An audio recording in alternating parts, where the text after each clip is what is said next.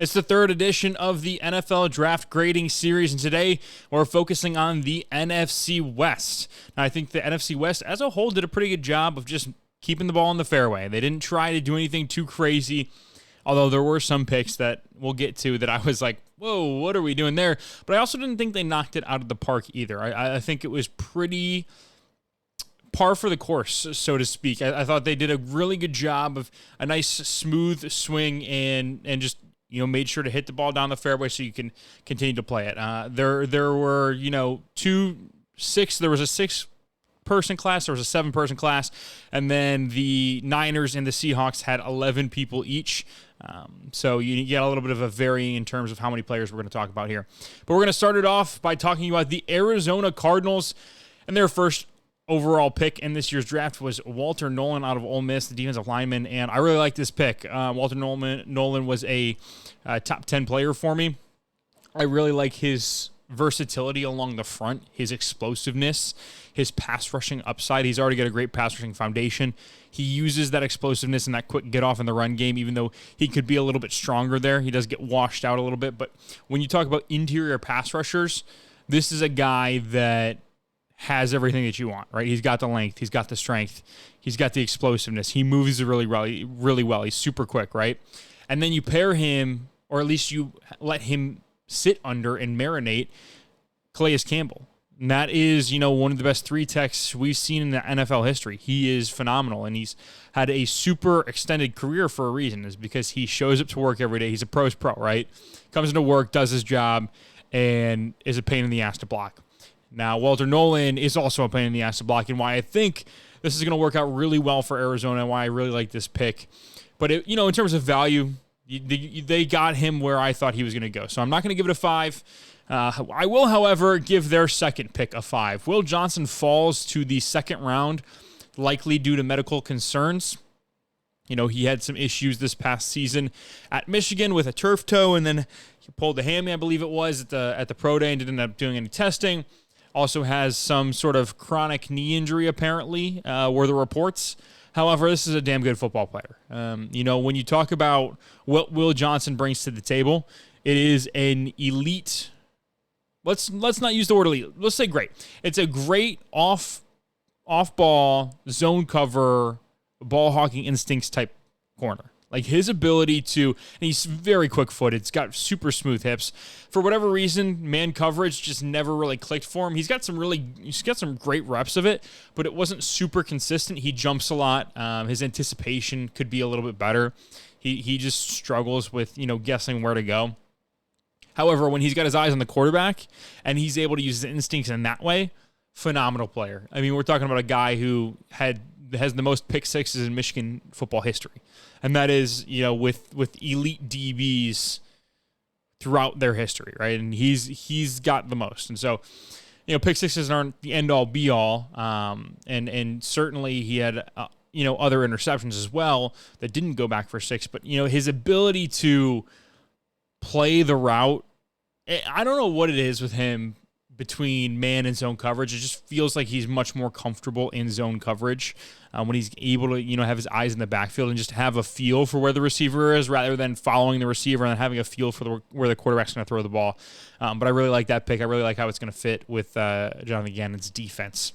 And then in the third round, they went and got Jordan Birch out of Oregon, raw defensive end, super, super athlete. He's a bigger dude. You're really kind of hoping that the upside is there. And in the third round, it's a fine pick. It's still a little bit earlier than I would have taken him. I had a 4th round grade on him. But I'm not gonna totally kill it. I do think that it was a little bit of a reach, but I get why you made the reach. He's got the athletic tools. He's got good arm length. He just doesn't have the explosiveness that I really wanted to see, and I think that he's a little too raw right now with how much college football he had under his belt. It's just a little too much projection for me. I would have waited another round to take him, but I'm not going to completely kill them for it. That's why I gave it a 2. I think he'll fit well in the defense, though. And then they go and get Cody Simon in the 4th round. I really like Cody Simon. I think he's a very reliable linebacker. He's not, and there's a reason he goes in the 4th round if he's super reliable, right? It's because he's not a huge playmaker. He's not an elite athlete. He's not really even a great athlete, but he does his job. He does it well. He's not going to kill you. Really, you're just going to be able to be like, you're going to rely, and I said reliable already, but you're going to be able to rely on him, right? He's going to make the plays that you need him to make. He's just not going to make any of the plays that you would expect, even a Pro Bowl linebacker to make. So he's really more of a rotational linebacker, a guy who you're going to count on to be your number 2 or number 3. You're never counting on him to be your number 1. He did call plays, or he had the green dot in college, so he could maybe do a little bit of that for you in the NFL. We'll just have to wait and see how he picks that up, at the next level. And then they went and got Denzel Burke in the 5th round. I'm not a huge Denzel Burke fan, which is why I gave it a 2. I believe I had a 7th round grade on him. It's a little bit of a reach for me. I didn't love his ability in man or zone coverage. I thought that he's a little heavy-footed. Doesn't have great stickiness, and then as a ball production type player, he really didn't have any of it. So I was super underwhelmed when I watched him. But the Cardinals pick him up here in the 5th round. Could be a nice depth piece, a special teamer. But I think it's still a little bit of a reach for me. Didn't get to watch Hayden Conner, who they picked in the 6th round. And then they get Keaton Crawford out of Nevada, the safety, in the 7th round. And I had a 4th round grade on him, I believe. I thought his athleticism combined with his instincts made for a super, super fun player who you can let develop. He is a little bit raw, but I really liked what I saw on tape in terms of the traits and the flashes. And so I had a 4th round grade on him, and I think that, or it was a 5th round grade maybe. So I think that this is a really good, late round pickup that can be a good special teamer for you early on because of those athletic traits, but then, transition into a starting role a couple years down the line. So I think overall it was a 3.3. They had a couple good picks. I thought that overall it wasn't anything special. 2 cornerstone players you hope in the first 2 rounds, and then some decent depth that I don't think will make a huge impact, in the long run. So next up, we got the Los Angeles Rams, and the Rams had one of, the more interesting drafts, if you will. The first pick they made was actually in the 2nd round after trading pick 26 to the Falcons to then get a 2026 first-round pick. So they now have 2 first-round picks next year. So they're playing the game the right way. But with the first pick, with that 2nd-round pick, they got Terrence Ferguson, who I didn't love as a tight end prospect in the first. Well, I shouldn't say I didn't love him. He was my tight end 4. But I just thought that he's my tight end 5. After the first 2 tight ends, and Loveland and Warren, there was a huge drop-off. And then Fannin is kind of not your traditional tight end, and so I really don't, I counted him, but, in terms of who's available, I'm not going to count him a ton. So really Ferguson was my wide receiver 4, or my tight end 4.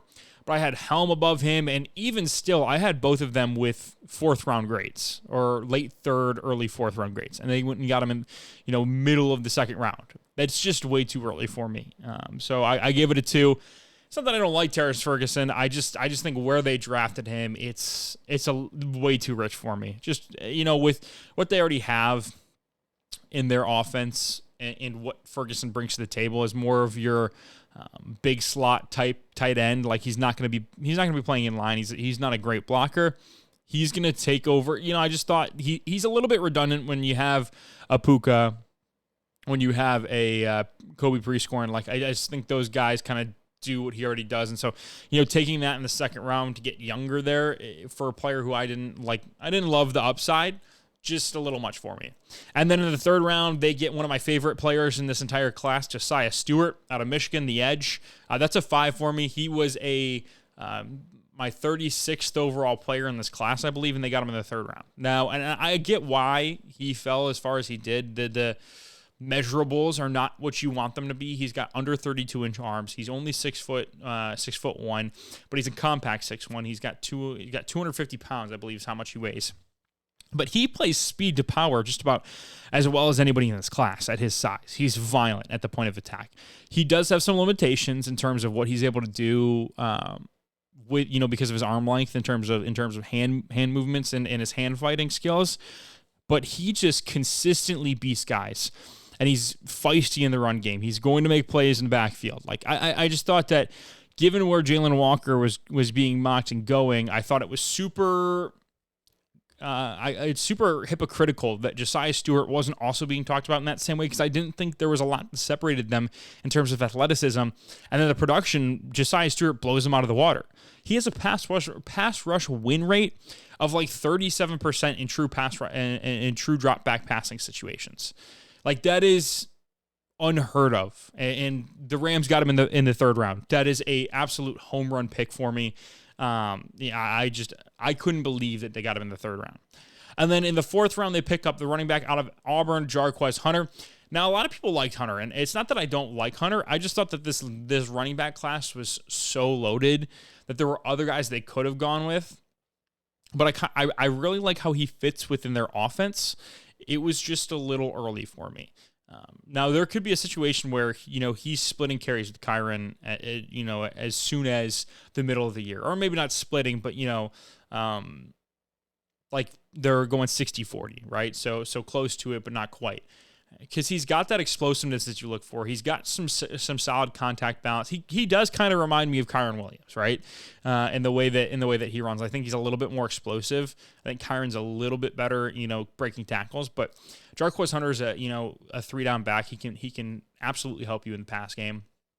I just, given the other running backs that were available, I just thought that they could have gone somewhere else. But I'm not gonna.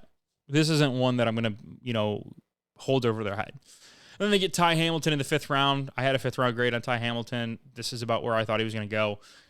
I do like him, though, as a potential 3-tech down the road. He's got some interesting pass rush upside.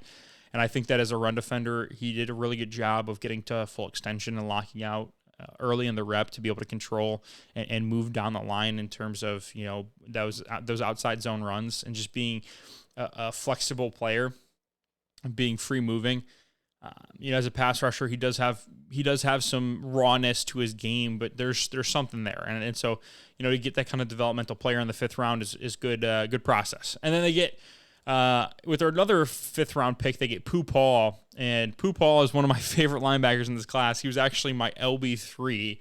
And he goes in the fifth round. So I'm going to give that a 5. And listen, it's the same thing with Josiah Stewart. I get why he fell, right? He's got super short arms for the linebacker position. He's undersized. But I thought he played the linebacker position as well as anybody in this class. Like the intellect, the instincts, being able to overcome his adversities in terms of his measurables. Like, he played the position so well, even given his physical limitations. And that's a guy that I think can succeed at the NFL level. He'll always have some sort of ceiling on him because of that. But if he's already, and he played in the SEC, so he faced NFL level offensive linemen all the time. And he was able to play really well. Like, we're talking about really good tape at the SEC level at that size. Now, the NFL offensive linemen are going to be even better, right? So I get that. But he's shown the ability to be able to do it. So why are we questioning his ability to do it without having, ever seen it on the field? Like, the evidence that we have says that he can do it. So I'm going to trust him to be able to do it, right?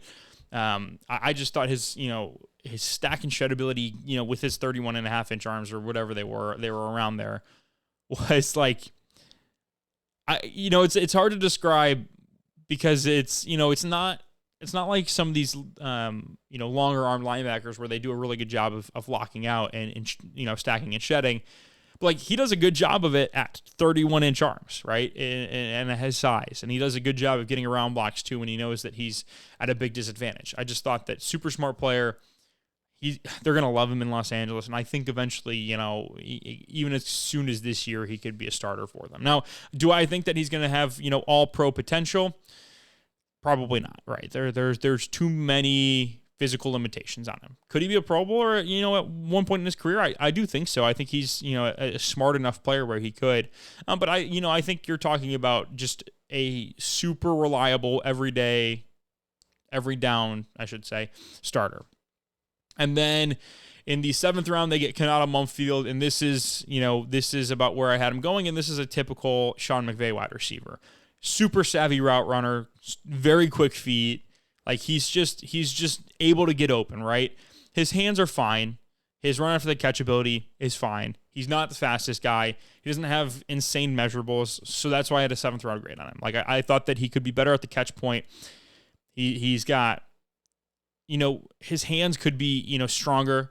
He does, when guys get into him, they start, he's got weaker hands, right? And that's what I'm trying to get at without sounding super suspicious, right? But Mumfield, I think, if he was going to go anywhere and succeed, it's Los Angeles. Like I think that Sean McVay is going to be able to get the best out of him, and if you give him free releases, it's going to be over for a lot of defenders. They just won't be able to keep up with his shiftiness in the open field.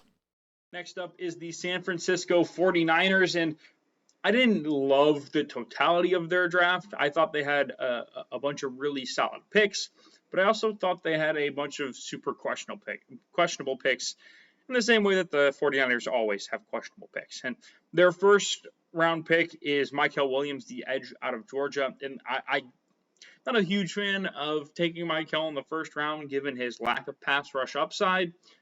Or I shouldn't say pass rush upside, pass rush production, because he has the upside, and that's why you take him in this spot. He's got freaky long arms, massive hands, and he's 20 years old, right? There are so many reasons that you take that type of player in the first round, because if he does work out, you're talking about potentially a top 5 edge rusher in all of football. Does he get there? I don't know. And that's, one of the things about the draft is that you think you know what a player is. Your projection on him could be wildly off. And with Mykel, there's a lot of projection there. Now, as a run stopper, he is baseline really, really good already. He's got, we already mentioned the arm length, but he's got the strength, right? And he plays with good leverage. He plays with a good motor.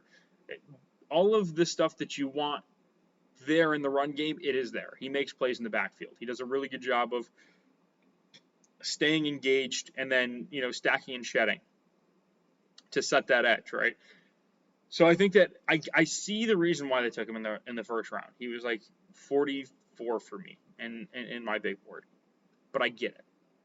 And then in the second round, they went with Alfred Collins, who I'm a big fan of. I thought in terms of interior defensive lineman, he was one of my favorites in this class. That gets you a 4 for me, just because I think the fit and the way that he plays the game of football, it just works so well. He's got pass rush upside as well as being a super stout run defender. Like you just don't find guys like that. And I was a little bit surprised that he did fall. Well, I shouldn't say I was a little bit surprised. I had a second round grade on him, but I thought he would be one of the first guys off the board in that nose tackle, one tech type molds. But I was wrong. But I really like the player, and I think that he's going to do a lot of great things in San Francisco. And then in the third round, with their first third round pick, they picked up Nick Martin, the linebacker out of Oklahoma State. Now, I'm not going to lie to you. I really like Nick Martin as a 7th round project player. Like, I was all in on a team maybe in the 6th round taking him and saying, you know what, this guy's a freaky athlete. He's got elite level explosiveness, and I'm using elite in the right way this time. Maybe we can do something with that. In the third round, that's just way too early, man. He is no idea what he's doing on the football field. Like, you see him constantly.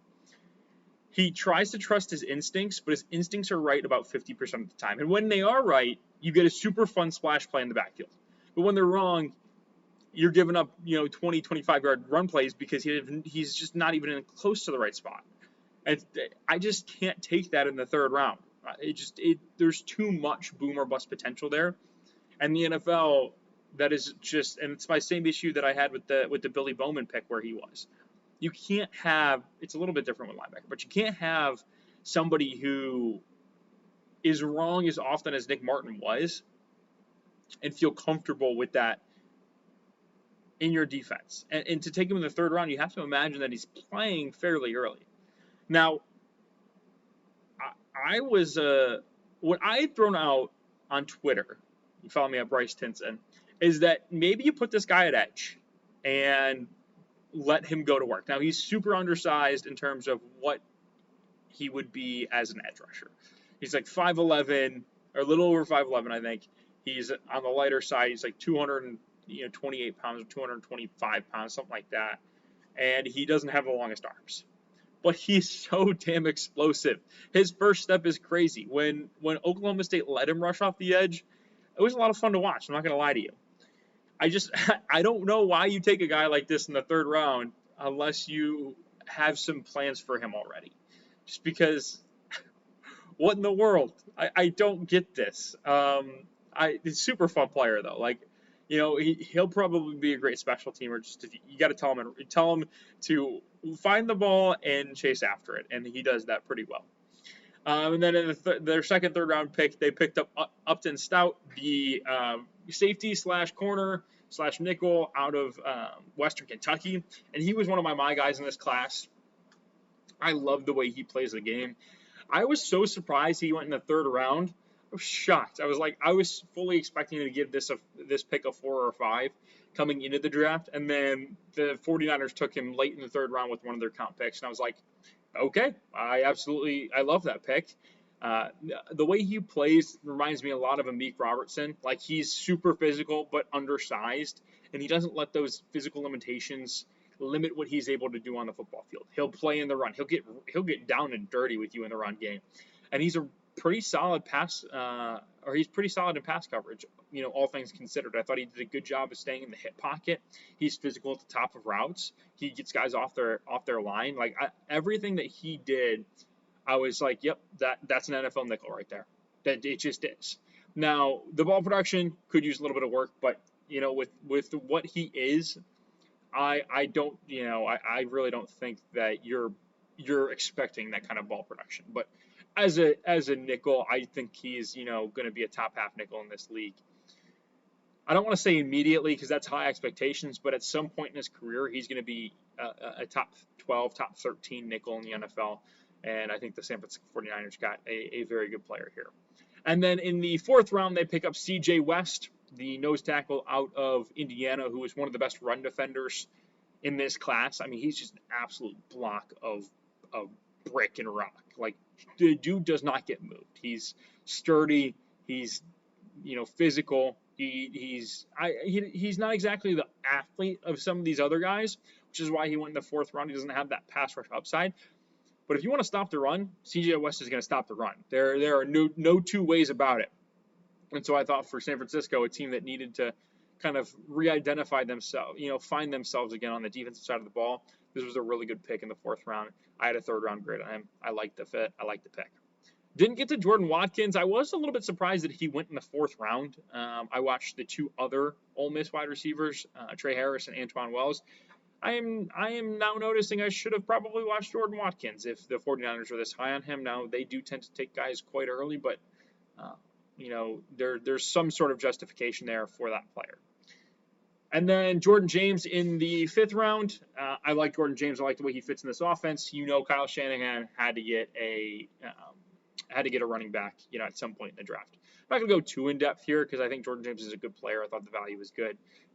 I think that he can be not the heir apparent, but the rotational back with Christian McCaffrey. I thought he did a really good job at Oregon of wearing a bunch of different hats, being able to run in a couple of different systems and running those systems really well, breaking tackles, staying on his feet, fighting for extra yards, stuff like that.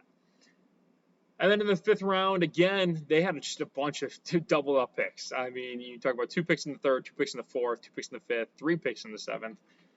They went and got Marcus Sigel out of Kansas State, and Sigel was one of my lowest graded players in this class. I had a late 7th round grade / priority UDFA grade on him. Taking him in the 5th round seems just, and I normally don't give ones out for day 3 picks, but I thought there were just way better safeties that were on the board when they took him. So, you know, he is athletic. which is nice. There's some potential there. He's just a ball of clay at this point. But you didn't really see the type of production or the instincts. Like, it just kind of felt like he was a really good athlete, and he just used that athleticism to cover up a lot of his deficiencies in the instincts and just feel anticipation side of the game. And then they went and got Curtis Rourke as a 7th-round pick, with their first 7th-round pick, I should say, the quarterback out of Ohio University. I refuse to acknowledge that he transferred to Indiana. Fortunately for you guys, I am one of the Curtis Rourke. What's the word I'm looking for? Aficionados. I watched Rourke as an OU student for 3 seasons, and what I can tell you is that if Curtis Rourke ever returns to his 2022 form, this guy could start for the 49ers. Like, absolutely 100% could start. He's got supreme accuracy. He can make plays on the move. He runs the offense well. He's an underrated athlete, or he was an underrated athlete before the ACL tear. Now he doesn't move as well. But he's got some zip on the ball. Like, he can make a bunch of NFL level throws. Like, I just think that, the transfer to Indiana was good because it got his name out there, right? And not a lot of people knew who he was. But I thought that it kind of confined him to not being able to show everything he was made of. And I think that the injuries, he's had a bunch of them, and that's really where his issues stem. He just hasn't been able to stay healthy. But I think that if he can ever revert back to his true form, this is a steal of a pick. Like, I mean, we're talking about one of these steals of the class, because the kid can play ball. And then with their second 7th-round pick, they went and got Connor Colby in the 3rd round, the guard out of Iowa. And I tweeted when I was watching Connor Colby, I said, what Shanahan-style offense is going to take Connor Colby in the 4th round and just, say the F it on the pass, on his pass blocking, he'll figure it out. I was very off in terms of where I thought, he was going to get picked. But I was just spot on with the style and specifically the team. He fits the wide zone style of offense so well. I thought that as a wide zone blocker, he was one of the better guys in this class at doing it. He was just such a bad pass protector that it's almost like he's kind of unplayable, in an offense, because he always gets beat. Like, if it's 3rd down, you really can't count on this guy to hold for more than 2.5 seconds. I would say more than 2 seconds. He struggles taking on finesse rushers, taking on power rushers. Like, it just never really seemed to click with him in the pass protection game. But as a run blocker, like, his ability to get out in space, he's a great athlete. He is good first step. He reaches really well. He gets to the second level and cuts off really well. Like, there are just a bunch of things that are so nuanced and detailed about his ability in the run game that almost feel veteran-esque. That it just was so obvious that one of these Shanahan-style teams was going to take him because of that ability to block in a wide zone offense. And you coach him up and you try to make it so that he's a technician in the pass game, because he's not going to be an overwhelming, powerful player with an elite anchor. You just need him to be a great technician and know when to strike and how to strike, so they can take advantage of what the defensive lineman has given him. And then I did not watch Junior Bergen, the wide receiver out of, I think it was Montana, and with their final pick in the draft. From what I remember, though, he's a freaky athlete that's just super raw. I could be wrong about that. I do remember seeing his name at one point, though, but that's really all I have on him. So overall, I think it was a 2.77. Like I said, I thought there were some really good picks that are going to help them out, but I thought there was a lot of questionable reaches that just aren't going to help him in the immediate future or in the long-term future. So, and had I watched Jordan Watkins, who knows, this might be a different grade. But as it stands, it's a 2.77. Our last team in the NFC West is the Seattle Seahawks, and I thought overall the Seahawks did a solid job. I specifically liked their 1st-round pick, taking Gray Zabel in the first round. And Zabel is the type of guy that people are gonna talk down on because he played at the FCS level. However, when you turn on the tape, you see a guy that is so confident in his abilities as a player. Like this, he is just phenomenal in his ability to play both the run and the pass. And he did it at tackle. He did it at guard. He did it at center. He did it at guard. He did it at tackle. He played all 5 positions in college. Like, when you talk about positional versatility, this guy has it and then some, right? So I thought it was a fantastic pick. He was like right around my 15th player in this class, or 13th maybe. So I thought this was great value. I love the fit. This was an absolute must for the Seattle Seahawks. Good thing that they went and did it. And then in the second round, they took Nick Emmanwori. I had a second round grade on him. I thought that the athletic upside was very, very enticing and appealing. I get it. I would have rather had Kevin Winston Jr. or Xavier Watts based off of my safety board, but those two guys, well, I think Winston, had he tested, he would have been right up there. But I think that with Emmanwori, he can wear both of those hats. Like, Watts was a cover guy. Winston is more of a box safety. I think Emmanwori can do a little bit of both. And with that athleticism, you're banking on him, and especially in a Mike McDonald offense, like his ability to play that split zone safety and disguise everything pre-snap, roll post-snap, be a blitzer, come down as a buzz guy in the box, and play a bunch of different positions, while also maintaining that knowledge. I think that he's going to be a vital piece in the Mike McDonald defense. So I get to pick.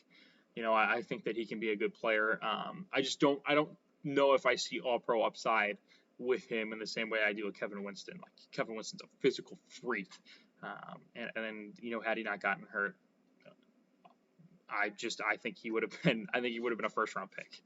And then with our second round pick, they went and got Elijah Arroyo. I'm not an Elijah Arroyo fan. I'm going to be honest with you. Taking him in the second round, way too early for me. I think I had a 5th round grade on him. I didn't love his lack of blocking skills. I didn't love him necessarily as a route runner. I thought after the catch he was solid. I thought at the catch point he could have been better. I'm just not a huge Elijah Arroyo fan. So taking him in the second round when there were other tight ends on the board that I liked infinitely more, even though that they would have been slight reaches, it's a little bit of it's a no-no for me. And then in the third round with the 20th pick, they take Jalen Milroe, and I kind of like this spot for them, or for him specifically. I gave it a 3. I had a late 3rd, early 4th on Milroe, based off of that physical, athletic upside. I think it's worth taking a shot on, right? Like, he's one of those guys where if he does turn out to be a good quarterback, you're talking about, somebody down the road who's a potential top, 8, let's say, for safe purposes, a top 8 quarterback in this league. Like, that is absolutely something you take a swing on in that round. And if he doesn't work out at quarterback, I legitimately think he can be a starting NFL running back. Like, that's how good he is as a runner. And that's not an insult, right? I think that he's so good as a runner that he could start in the NFL at running back. Like, that's high praise. And then in the 5th round, they went and get Riley Mills. I had a late 4th, or a 4th to a 5th. No, I had a 4th round grade on Riley Mills. Thought that the value was good. I think as a player, coming off the injury, there's, it could be a little bit of a reason that he fell to the 5th round. But he's a super solid player, captain of the Notre Dame defense. Like, they relied on him. Effort guy, not a great athlete by any stretch, but he's able to do exactly what you need him to, and you're going to you're just going to be happy that he's on your team rather than on the other team. He's just one of those guys where you hate playing against him, you love it when he's on your team, even though he might not be this stat sheet stuffer. And then with the other 5th round pick, their second 5th round pick, I should say, they went and got Torrey Horton, the wide receiver out of Colorado State. And he was another one of my guys. I had a top 90 grade on him. Like, I just loved what Torrey Horton brings to the table, and I still think he's super raw in terms of his abilities at the wide receiver position. He's very fast, given that he is so tall and lengthy. He's a strider, so it's deceptive. He 1 second after he catches the ball, you're like, oh, here he is, and then he's gone. It's like he wasn't even moving that fast. I would like him to diversify his route tree a little bit, but his hands are some of, if not the best in this class. He does not drop passes. He's got a wide catch radius. Like, just the way this guy is able to attack the ball and make catches on the sideline and have body control. Like, it's special stuff, man. It's special stuff. But, the route running needs to get better. I think, off of press, he can get a little bit better, being a little bit stronger at the line of scrimmage. But, and his yak ability is phenomenal. What is there already in the frame he gives you in the athletic upside? Man, I think this is a fantastic pick for Seattle. I had a second to a third round grade on him. Like, I thought he was a phenomenal player, or it's a third round grade on him. And I think that Seattle got a steal here. I didn't watch the next two guys, Robbie Utz or Bryce Cabledew. I did watch Damian Martinez, and I think this is a fine pick. In the 7th round, I didn't love Damian Martinez. I did have a little bit of a higher grade on him. I think I had him as a late 5th. But, I don't think Damian Martinez is going to be this, Pro Bowl type running back. He's a bruiser. He's not special as an athlete. He's just going to do exactly what you need him to do, which is fall forward, get yards, be a good team player. He's not a factor in the passing game. He's strictly an early down back. He can run in the goal line for you. He can do short yardage. He fits well with with Seattle, given the Marshawn Lynch history there. He fits well there. Now it does beg the question about how he fits in with the two guys already there, but that's for later down the road. I didn't watch Mason Richmond, the tackle out of Iowa. And then Ricky White is elite special teamer. Like, we're probably going to look at Ricky White down the line in the same way that we do Matthew Slater. Like, the guy stuck around the league for 18 seasons because he's an elite special teamer. When you look at how many blocked punts this guy had in college, like, how did he keep doing it? You would think these punt block units would actually, or punt protect units would actually key on this guy. But no, I think he had 4 this past season. Just unreal stuff. As a wide receiver, he's fine. Like, I don't think he's anything special. He could be a wide receiver 5 for you, but I don't think there's anything more than that. You take this guy in the 7th round because of his ability as a special teamer. That's the only reason you do it. Otherwise, as a wide receiver, he's really not, worth the draft pick. But overall, I thought Seattle did a fine job of just hitting a lot of fairways, right? They didn't knock it out of the park, by any stretch of the means. The 3-1-3, shout out Detroit. But they didn't reach too much outside of the Arroyo pick. I thought they made a lot of good value plays.